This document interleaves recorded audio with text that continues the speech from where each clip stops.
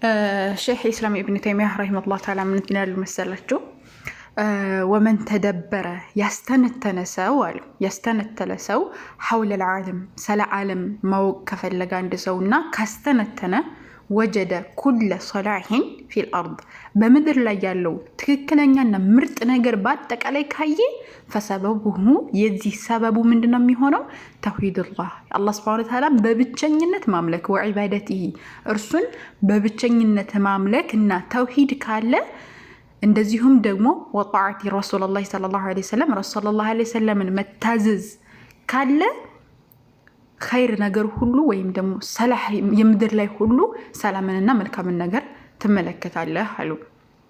ነገር ግን ወኩለ ሸር ሁሉም ሸር ነገር በአጠቃላይ ፊል ዓለም ላይ የሚገኘው ፊትና እንደዚህ ወበላ ሁሉም ያኒ የሚደረገው መጥፎ ነገር በአጠቃላይ ወዐዳዋ ወገይሪ ዛሊክ ያኒ ጠላትም በእኛ ላይ መነሳቱ ወገይሪ ዛሊክ ከዚህም ውጭ ያለው በአጠቃላይ በእኛ ላይ የሚደርስብን ከሆነ ደግሞ ሰበቡ የሚሆነው ምንድነው? ሙኻለፈቲ ረሱላህ ሰለላሁ ዐለይሂ ወሰለም ያላህ መልእክተኛና ዐለይሂ ሰላቱ ሰላም መካለፍና እሳቸው ያስተማሩትን ነገር መቃረንና ወደዓወተ ኢላ ገይሪላህ ከአላህ ሱብሓነሁ ወተዓላ ውጭ መጣራት ወይም ደግሞ ካለ ውጭ አምልኮ ነው ብሎ ይናገራሉ ማለት ነውና ሰው የበላይ የሚሆነው መቼ ነው? ዓለም ሰላም የምትሆነው መቼ ነው? ተውሂድ የበላይ ሲሆን ነው። አላህ በብቸኝነት ሲመለክ ነው። አሁን ዓለም ግልብጥብጧ እየወጣ ያለው ለምንድን ነው?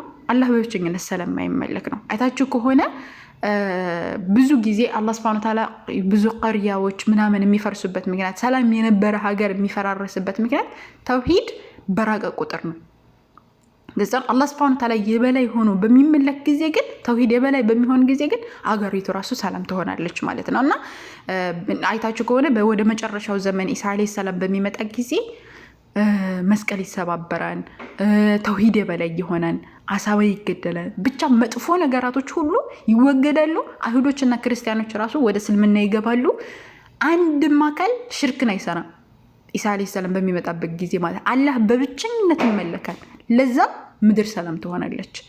ያኒ እንስሳ ከእንስሳ ጋር ራሱ ተስማምቶ የሚኖርበት ሰደቃል አንዱ ሊሰጥ ወጥቶ